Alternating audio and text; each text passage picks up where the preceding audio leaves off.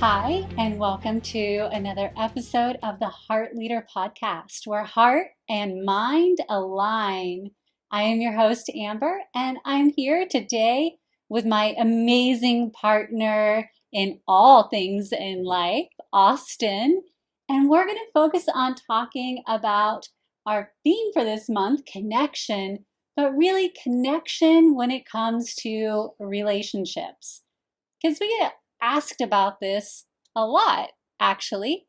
And we even speak about it, hold meditations around this topic. And so we wanted to take a moment to kind of navigate through some of the tips that are in this month's toolkit, the meaningful, building meaningful connections toolkit, because we use a lot of the tools that we put in there, and kind of walk through how we implement them to see if any of them may resonate with you, especially when it comes to partnerships in the way that we had it. Because ultimately, we didn't start out as a romantic partnership. We started out as a mentorship that built into a friendship that then built into a romantic partnership. And it's amazing because every day I get to be in love with my best friend. And so, if some of the tools that we utilize to get to that point can be beneficial in any relationship that you have that falls along that spectrum, then wonderful. Take it, adapt it, and utilize it in your life. So, Austin. Yes. Here we go, practicing so many of the tools that we've talked about in podcasts prior to this, including vulnerability, transparency, authenticity. There's all of these things that are a culmination for what we're about to share here, which is how our relationship unfolded and how we built what I feel is probably one of the strongest bonds I've ever experienced in my life, and one that I give gratitude for honestly every single day. I cannot imagine. We do business together, we run multiple organizations together, we live together. Like, we are together pretty much 24/7. And I know I personally get asked a lot, don't we get tired of each other? And I can say from my side with a resounding sincerity, no, I never grow tired of being with you, because every moment with you is different than the previous one. And I know every moment that follows will be different than the one that we're in right now. And that's a choice that we make. So that's where I stand in it. And it is because we are building. It's not as though we've built. We are constantly building our connection. It's an active process. So where do you fall in that flow? Because that's like my side of it. Where do you fall? As your partner. That's where I fall. No, I couldn't have said it better myself. I mean, and I feel like that's a really key aspect, is choice. And when we talk about connection, connection is all about choice. We can choose to be connected to someone or not connected to someone, but it is a choice. And so I really like what you're saying about building. When we say in our tool, it's called the Building Meaningful Connections toolkit. And that's because it's building, it's always building. It's not a stop. It's not like we have built, even though we have built an incredible foundation. We spent years, as you were my mentor first, and then we became best friends, and then I got to fall in love with my best friend. All of those were chapters in the flow, and built upon and built upon and built upon each other. And again, all of those were choices too, which built upon and built upon and built upon. And so I really feel that when it comes to a lot of relationships, when there is an issue, maybe individuals feel stuck or they feel stagnant, or maybe they almost feel like they're going backwards. A lot of the time, I think it's because there's this default to, oh, well, we've already built our foundation and we've already built our relationship. It's not that we're continuing on this journey and we choose to actively build it every single day upon each other and upon each other and upon each other. And that's why ours keeps growing and growing and growing and getting enhanced, enhanced, enhanced, because it's just, we choose it every day and that compounds. I mean, we understand this in finance. Yeah. People talk about it all the time, the power of compound interest. And so if we are able to do that with love, what about the power of compounding love? It's powerful. Yes. And if we did that in every relationship, because you're right.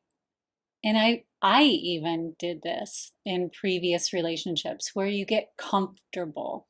And then suddenly the person that you desire to honor the most is the one that ends up carrying all your baggage, right? And so suddenly, instead of building your relationship, you're tearing it down brick by brick. And instead of having that flow of love, you're disconnecting from one another because you just need your time. You just need to be away or retreat instead of, and there will be moments like that. You and Sure. I even have that. But in building our connection, we communicate that with each other instead of just taking the action. I will say to you, love, I am in this space right now. This is what I'm feeling. This is what I'm experiencing. And as much as I desire to share this with you, right now, emotionally, I am unable to adequately express to you what I'm truly feeling. So if you give me time and space to just navigate it on my own, then I can express it to you. And you do the same. Like, even a little bit on the car ride over here, you're like, okay, there are some things, we've been very busy, so I'll need some downtime. But we're constantly communicating in that way, Right. which is building that bridge back and forth. And I don't judge you for where you are. No judges. No judgies. And you don't judge me. It's that open share of, okay, this is just where you are right now. Yeah. Doesn't mean you're going to be there a year from now and like we're just not going to move forward. It means you're here right now and I can honor that space. Yeah. It's so well said. This episode of the Heart Leader podcast was brought to you by Stephen Douglas. Stephen Douglas is one of the nation's leading boutique search and interim resources firms and has been recognized as a leader in identifying and providing access to top talent for clients since 1984. Whether it's a company preparing to go to the next level or a candidate looking for better opportunities, Stephen Douglas keeps the focus on the needs of the people they serve. They specialize in connecting the right talent to a company's needs, while also understanding what the market demands. To learn more about this amazing organization, visit them at stephendouglas.com. I really feel like the constant discussion and conversation, even as close as we are, we're not mind readers. Yeah. And so we need to be able to tell each other where we're at, what we're feeling, why we're feeling it.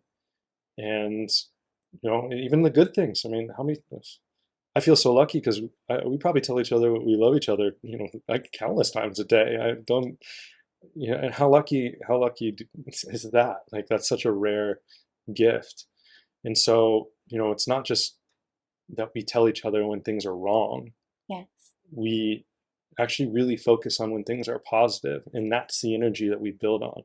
We don't build on, as we were just talking about, in a beautiful conversation earlier today about where most things are in this world, which is lack and fear. Mm-hmm. We don't approach our relationship and our connection from a place of lack or fear or jealousy or anxiety or any of these low vibrational energies that can cause reactions without true awareness. And so we focus from a place of abundance. We focus from a place of trust. Yes. And with those two things, love is limitless. We're, as you beautifully say, we're not putting our projection of anything on love. We're allowing it to unfold through our greatest gift, which is choice, and our free will to choose each other in every moment. That's about as loving as it can get.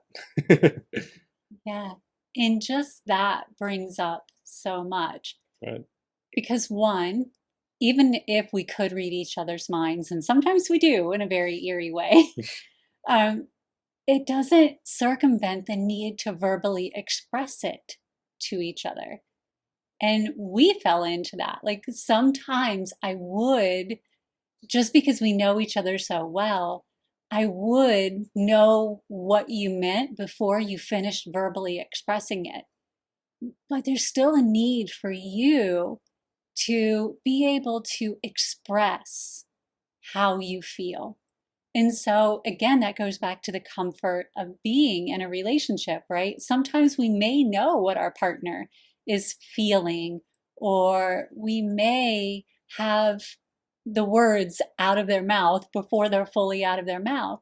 But that doesn't mean that I should trump you in the middle of your sentence and not allow you to finish expressing all of your feeling, thought, emotion, because that's part of being able to fully just convey what is inside of you.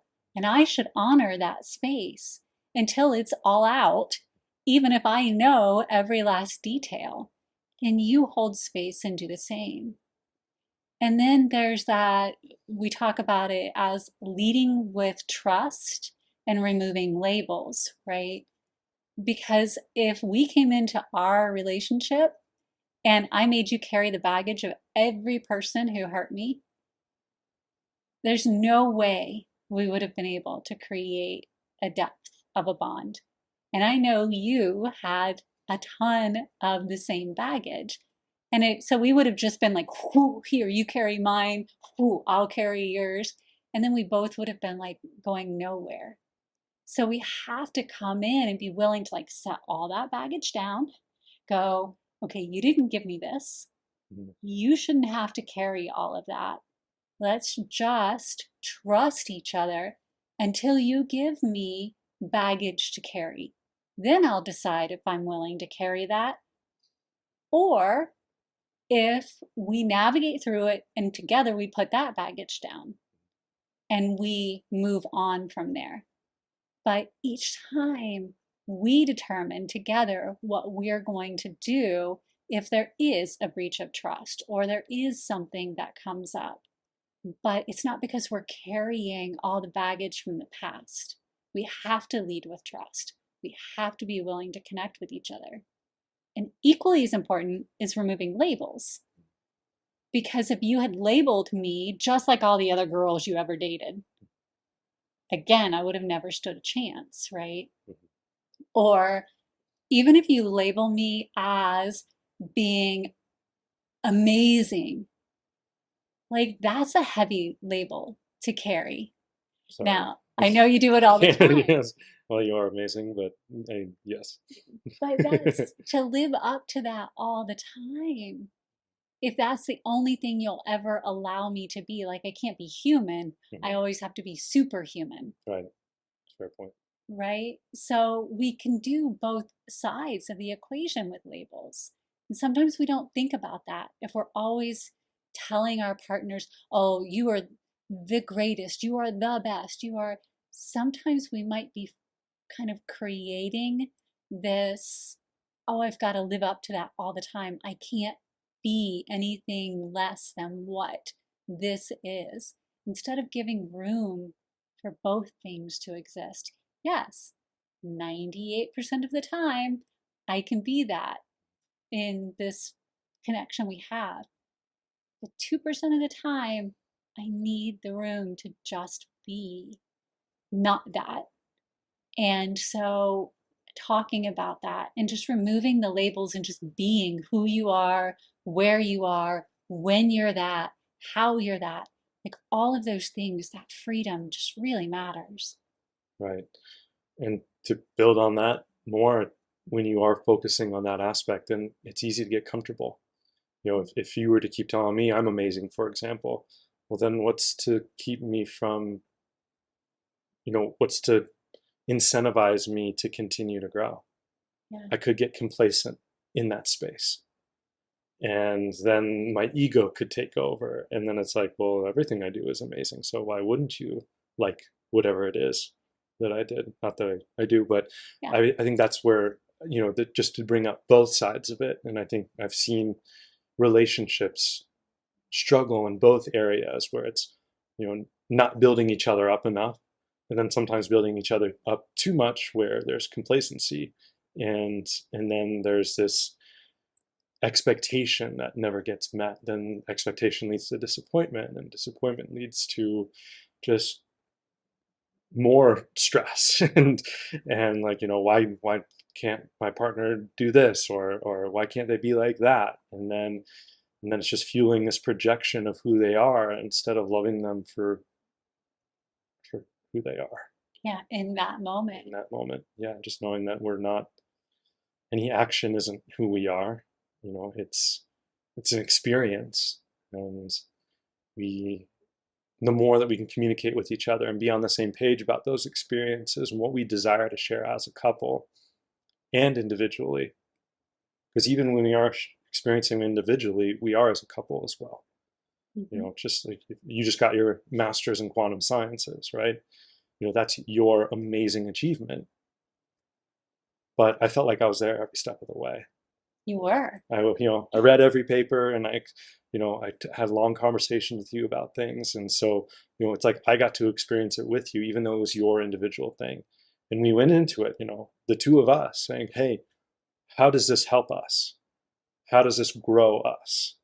How do we learn from this? How do we build? And then it's amazing to watch you flourish, and I was grateful to be your partner and support you through that process so you could experience something that really makes your heart sing. I mean, that's exciting. That's what I desire to be a part of as a couple and as an individual. But then to get to watch you as an individual grow from it too, it's like, it's, win win win, right? And so those are the kind of things that I feel are so important in a connection that we get to share. Um, and maybe one of the things that we can kind of continue on that front is kind of discuss, how we go about these conversations, and maybe start back. I know you just got back from an amazing retreat with Stephanie James Mm-hmm. and the Becoming Fierce retreat. And so I know you had mentioned about our process of communication and sharing our guiding principles and personal boundaries. Now we grow. So I was wondering if you wouldn't mind kind of discussing that a little bit, and we can kind of share those thoughts, even though it's not necessarily a part of our free tool or anything like that. It's just, to me, it's just such a great aspect of our relationship and building a foundation that's ever growing and ever living. Yeah. And as we were wrapping up the retreat, Hmm. I had the distinct pleasure of sitting with Stephanie and her partner Morgan, Hmm. who are just phenomenal people. And I could not have been more grateful for that cherished time that we had together. Right. But we were talking about, partnerships and couples and relationships. And we were just sharing different things that we do. One of the things I brought up was how when you and I first got together and we decided, yes, we are moving forward as a romantic partnership, we had already done as friends our personal boundaries and our guiding principles, just as individuals, so that we knew each other. And what that means is personal boundaries is how I'll allow the world to interact with me. So if I picture I have a bubble around me, right? I'm sitting in my Glinda the Good Witch bubble, and I'm going to allow the world in. What am I going to allow through my little bubble, right? So how am I going to allow it? What's my boundary for entry? So, very much so, like I will only allow energies that feed my soul. So, nothing else is going to penetrate. And if I find it's not feeding my soul, then I have the choice to walk away, right? So, I even know the action that I'll take because it is on me. If something crosses my boundary, it's on me to take the action. So, I understood my guiding principle is how I'm going to interact with the world, right? So, what's going out of my little bubble? So, I will always repay every kindness shown to me in some way. So, I know how it's going to flow out. So, we have that two-way transaction of what's going around our little bubble, right? And if we're all bouncing around in our little bubbles, we know how they're going to interact. And you did the same. Right. And we shared at that friendship level. But the moment we decided we were entering into a romantic partnership, we knew that we needed to come together on those and create our unified guiding principles and personal boundaries too. But we needed to hold our own and have a unified set, because how are we as a couple going to have guiding principles and personal boundaries? Yeah. And we also knew that we needed to keep revisiting them, because as people, we change. As a couple, we change. So it's very important for us to always sit down and talk about that. Like, what's still important to me as a boundary? Like, I didn't even know I had some boundaries until we started living together, right? Right. Some of those boundaries just pop up. Yeah. Hello. And And same for you you. gotta allow them to come forward and know that it's not a personal attack, but it's an opportunity for growth and a way for us to mirror something within ourselves to either respond and overcome, or hey, hold a boundary. It could be any, or it could even be a mixture of that, to be honest. Yeah. And how in the world would you know if I had a boundary, Right. if I didn't share it with you? Instead, it would be an expectation. And then suddenly I would be like throwing bombs at you for not knowing my expectations in an area. And that's so unfair. But we do it so often. And it sounds easier said than done, right? Oh, we'll just sit down and we'll write out our little personal boundaries and guiding principles and we'll share. Yeah. But it takes a lot of heart-centered openness And vulnerability. and vulnerability. Right. To be able to sit down with your partner and share, or your friends, because even when we were friends and we did this, we had to be open enough with each other to say, okay, here's where I'm at. And we're spending all this time together as friends. So it's important that you know me in this way. Right. Now, I finally got to the point where I posted my principles and boundaries, guiding principles and boundaries on Facebook and everywhere else, just so people got the opportunity, like, you should know how I engage. But that took time. And what we do as a couple is very different than mine individually.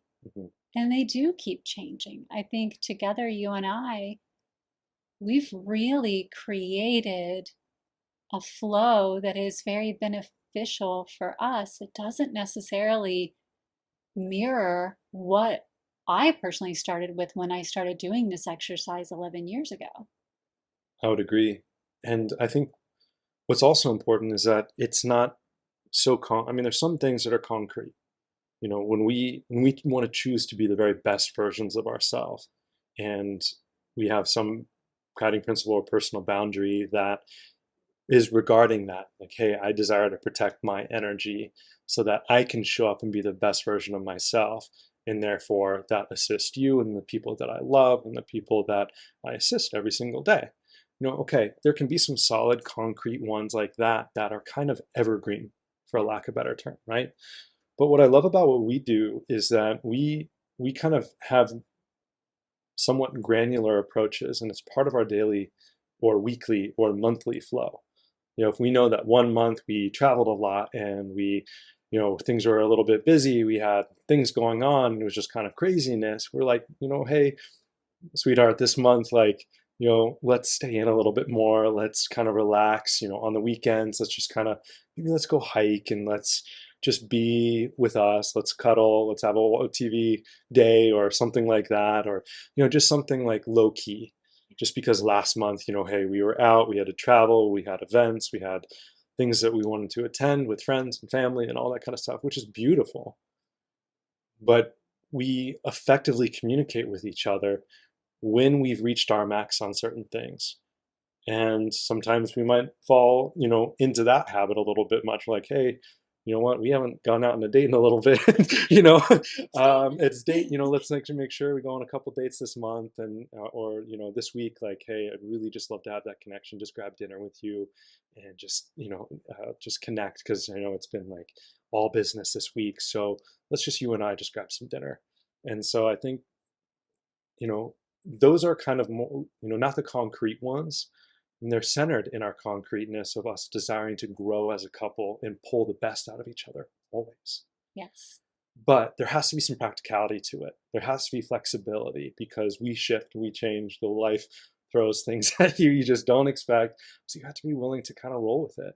And so having effective communication regularly like that, not just monthly, not just weekly, but also daily, I feel like that's what keeps us in a flow. That tends to provide that positive um, result for us, and just really naturally keeps our connection in a space of constant choice as well, because we're choosing our journey. We're actively choosing our experience of and with each other, and that makes it fun and exciting and engaging.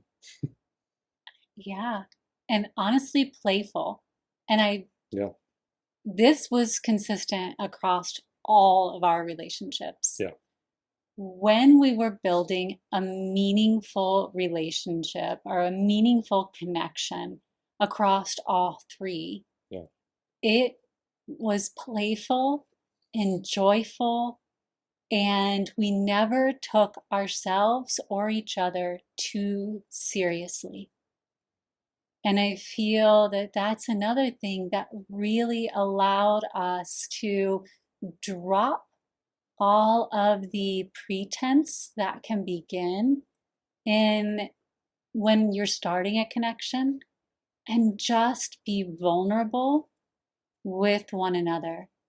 And I know in the beginning, I wouldn't take you on as a coaching client or a regular client because I did desire to really understand a more meaningful connection with you, estimating it would be friendship, Hmm. not ever estimating we would get to where we got to in many ways.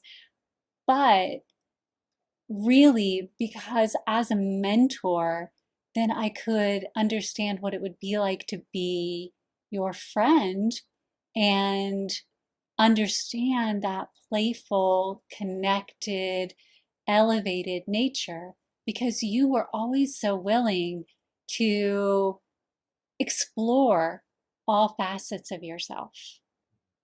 And that takes a level of vulnerability, a level of willingness to say, all right, I may not know all the answers, but I'm willing to explore. Yeah.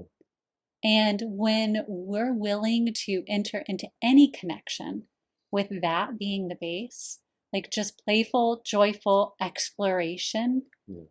then that is a base for amazing friendships, amazing family connections. It's when we start to say, no, I know all the answers and you're going to fit into that box, Hmm. that we start to really limit our capacity for connection. Mm. Truth. So, and I don't want to devalue what we're doing and what we consistently do, which is eye contact, Hmm. right? True. Yeah. I mean, we really, there's that age old saying where, you know, eyes the way to the soul. But when you really do connect like that, um, you really get to see. I mean, when you look at an animal and you see the eye, there's just, you see life at a deeper level, and there's no denying it. It is blatant, like it is right there in front of you. And so when you do have that type of relationship where no matter what we're doing, whether we're in a conversation like this, or we're at home, or we're in business, no matter what's going on, we do provide that a I feel is a level of respect. Hmm. It's a way to show each other that we do respect each other, whether we agree or disagree with what's being said. There's still respect. Two is it helps us recognize that we're being heard and we're being seen, which a lot of the problems in this world right now are because people don't feel heard or seen. And so if you're not even willing to provide that to your partner, I mean, no wonder that's not happening around the world in any type of situation that's going on. So the more that you can actually create that with your partner and have that sense of vulnerability and authenticity by offering, in essence, your soul, and being able to witness someone else's soul at the same time, you know, there's no need to, the connection's already made. It's there, it's happening. There's no need to force or think through a connection, because it's already happened. It's in connection. And so it gets you out of your head into your heart and allows you to just be. And that's what I think is one of the best, most beautiful parts of eye connection. And is all of that respect, that honoring of each other, and almost seeing ourselves, and having that empathy through the process. Yeah. I mean, the ability to pull you into the present moment, it's so very hard to go drifting forward or backward when you are locked eye to eye with anyone, Yeah. especially your partner Right. or someone that you care deeply for. Hmm. And so to honor them by hearing them and really retaining what they say. I mean, when we go to the science of it, because I do that, um, Nerd. nerd, nerd alert. They talk about the fact that there is, when you say the empathy, there's like a mirror neuron that Right. kicks in. We actually start to feel the same neurons that are firing in your brain will pseudo fire in my brain. So yeah, I'll actually start to feel, we'll have a little bit of entrainment that will start to happen, which will lock me in, and I'll actually have a stronger desire to be present with you, to understand, seek to understand where you're coming from, and to hold that in my memory, because we've actually locked that wavelength. And then it triggers coherence from a heart perspective, right? That heart math thing that we talk about so much. So our hearts will start to sync up. Those little neurons that fire in the heart will start to sync up. So something as simple as just staying connected through the eyes starts to fire all these other things in our form and our energetic form. And it really helps us be there for each other in a way that we might not otherwise be if we're kind of on our phones and half engaged in the conversation, or on the computer finishing up a little bit of work while half talking to our friend or our coworker. Or so just taking the time, if you want to build a meaningful connection, stop what you're doing, make eye contact, and actually receive what someone is saying to you. And if you can't, then communicate to them, I need to finish this one thing. And then I will be there with you. Right. And there's nothing wrong with that either. No, not at all. And by practicing that type of connection, what a great place when you feel vulnerable and you feel connected to build trust. Yeah. How can you not build trust from that point? And that's us talking about when we are fostering our foundation, we're doing that from abundance, and we're doing that uh, just from unconditional love. And so trust is a key aspect that kind of binds that together. And so when we are building that trust, when we're able to connect and be vulnerable, trust it comes so natural. You don't have to, neither of us have to attempt to get each other to trust each other. Like Yeah. it's embedded in when you open yourself up like that. And so again, it's not about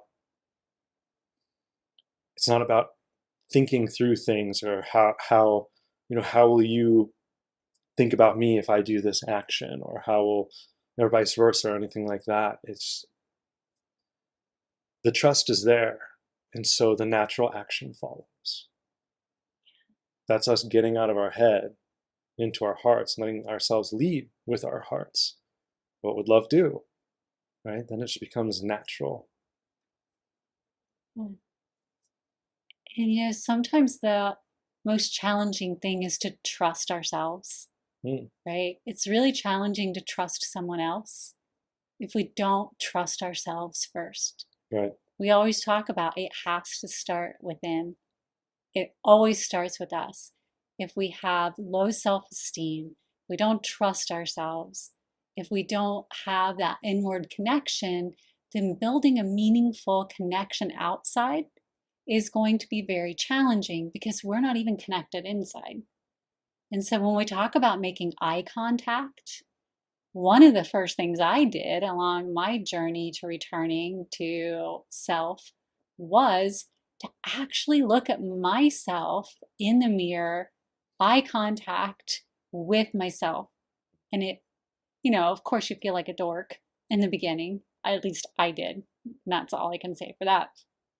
But it was really such a powerful movement forward for me because it isn't like it only works if we're looking at another person.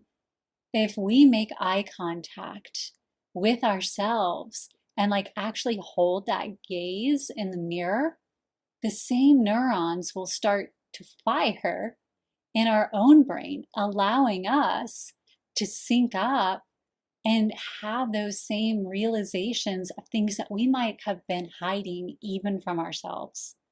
Feelings, emotions.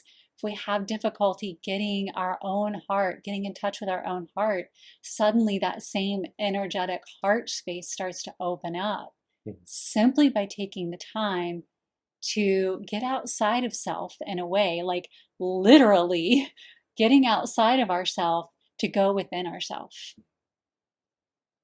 It's worth the 5 minutes every morning to just stand there, look at yourself in the eye, and really start to see yourself from a different perspective. right. Um, Even 10 seconds. Yeah. If we're not willing to give ourselves that type of attention, no wonder we're not able to give others. And so, in order to help present that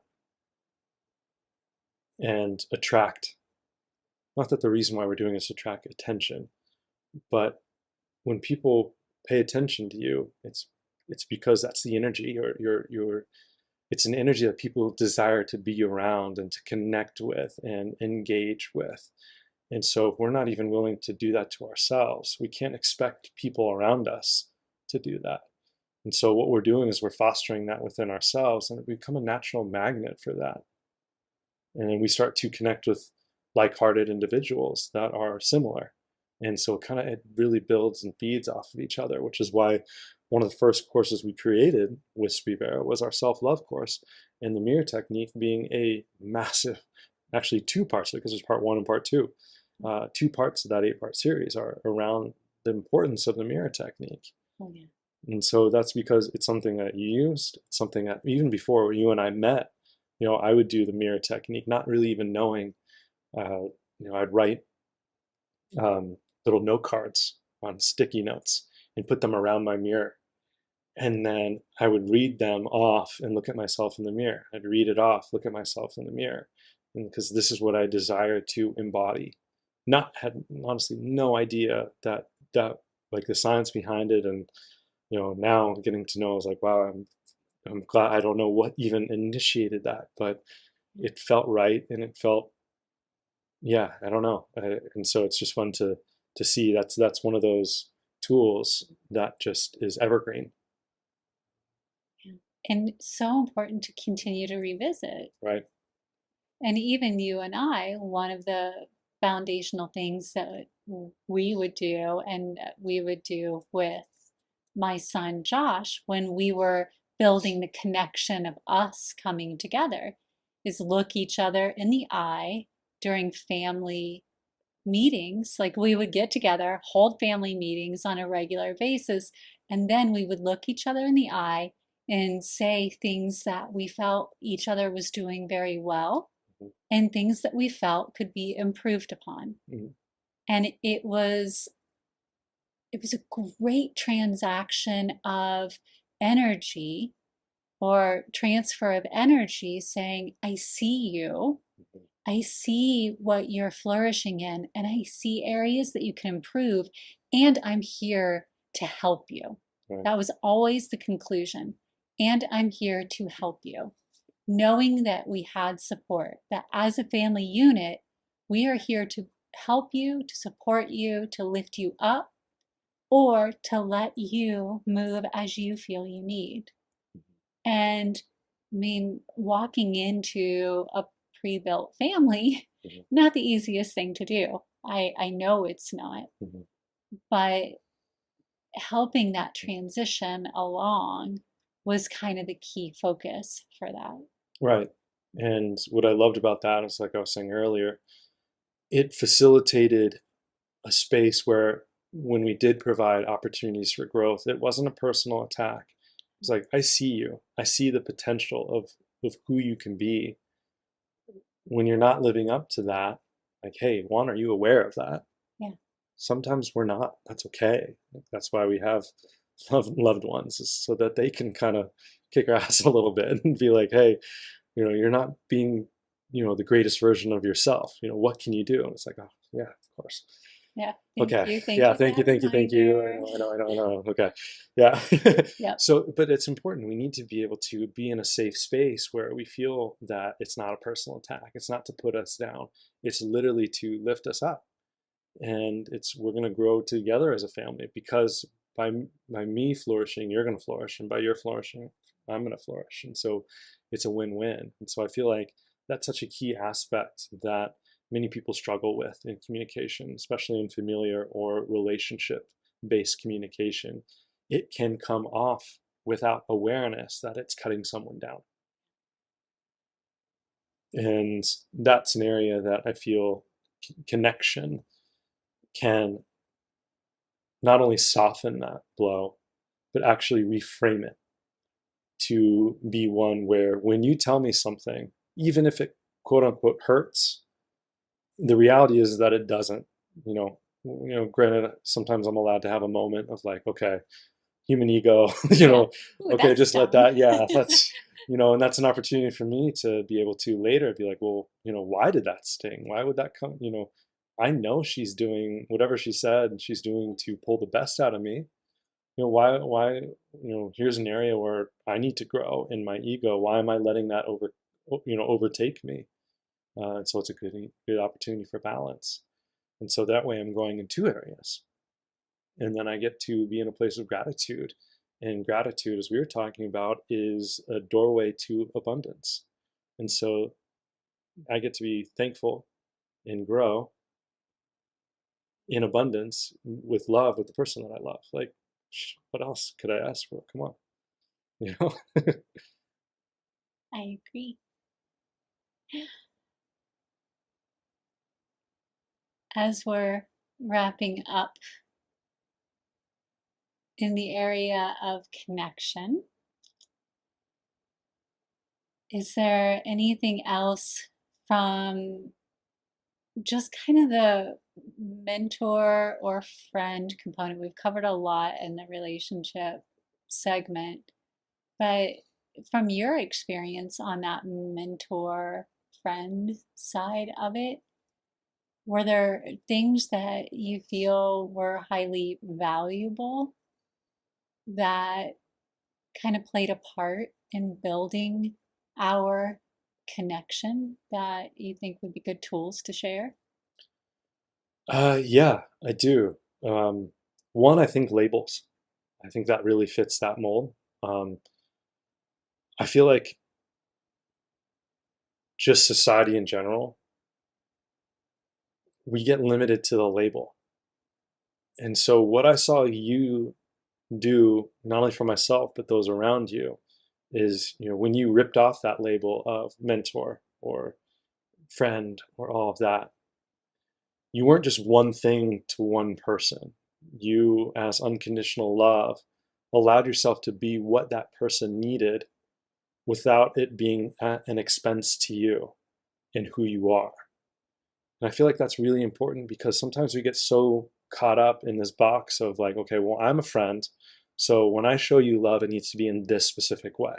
And when I'm a coach or when I'm a mentor, I want to show you, maybe I don't want to show you love because I don't want to give the wrong impression. Or, in all these, there's like, we create these trap doors for ourselves that are in essence projections. You know, some people are just kind people and they should be allowed to be that way. And in fact, far more people should be kind people too. And that should be okay. Just because someone is kind, that doesn't mean that they're hitting on you. It doesn't mean that they want something from you. It can just be genuine kindness, even though it seems to be a rare thing these days. And that was you when I watched you in our relationship with our like with us, from the mentor to the friendship to the love. I still feel the same amount of love that was gifted at all levels. Now, of course, to a degree, how that's expressed differs. And I'm not going to just put, not going to say like, it's not a free flow thing, let's be, for not to get too crude or anything like that. Yeah. Right. And so, I'm doing my best to like, The navigate this facets of well, the love facets of are, love. Yeah. But really when, different. when you say, I love you to, another man or another woman, like, I don't have to feel jealous about that. Your And I love is not love you just, for that. yeah, your love is not just for me. Your love is a gift that everyone should be able to experience. So I would just be dimming your light by saying that. And I will never do that. Never.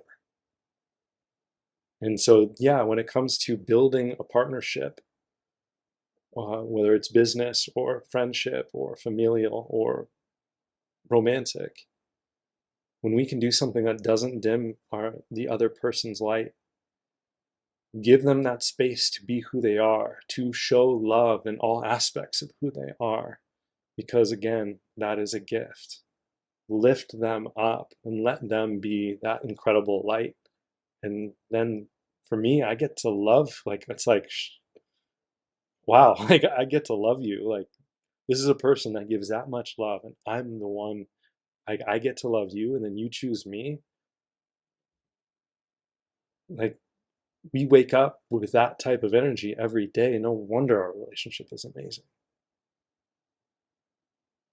And I can honestly say that that is 100% truth for you. Mhm.